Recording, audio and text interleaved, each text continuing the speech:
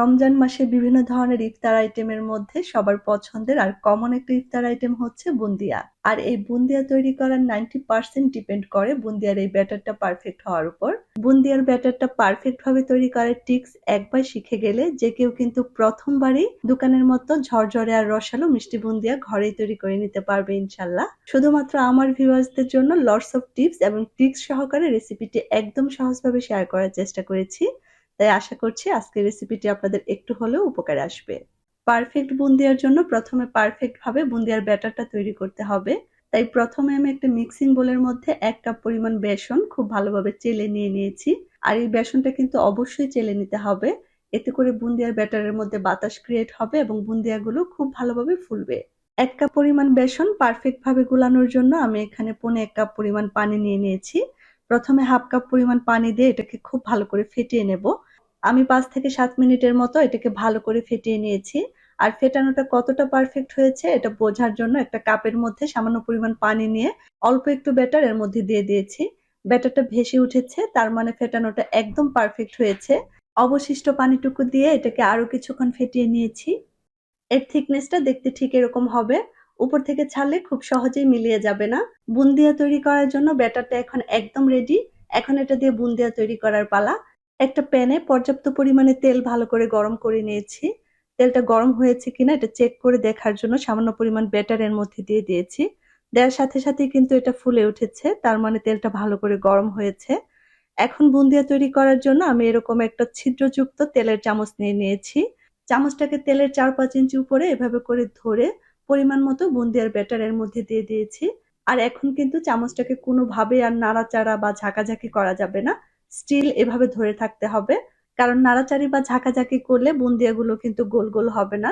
আর বুন্দিয়াগুলোকে কিন্তু খুব বেশি সময় ভাজা যাবে না, 1 মিনিটের মতো ভেজে নিয়ে তেল ঝরিয়ে উঠিয়ে নিতে হবে। অর্ধেক ব্যাটার দিয়ে বুন্দিয়া বানানো হয়ে গিয়েছে। আর যে বাকি অর্ধেকটা ব্যাটার রয়ে গিয়েছে এর মধ্যে আমি 3-4 ফোঁটা রেড ফুড কালার মিশিয়ে নিয়েছি। আর এই ব্যাটারটা দিয়ে আমি রেড কালারের বুন্দিয়া তৈরি করব। কারণ দোকানের বুন্দিয়াগুলোতে কিন্তু এরকম 2-3 রকমের কালারের বুন্দিয়া থাকে।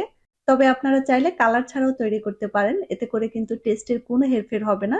একইভাবে আমি লাল রঙের বুন্দিয়াগুলো তৈরি করে নিয়েছি। 1 কাপ বেসন দিয়ে আমার এরকম 1 বাটি বুন্দিয়া হয়েছে। আর দেখতেই পাচ্ছেন বুন্দিয়াগুলো ঠিক কতটা পারফেক্ট হয়েছে। প্রায় প্রত্যেকটা বুন্দিয়া কিন্তু এরকম মুক্তোর দানার মতো গোল গোল হয়েছে।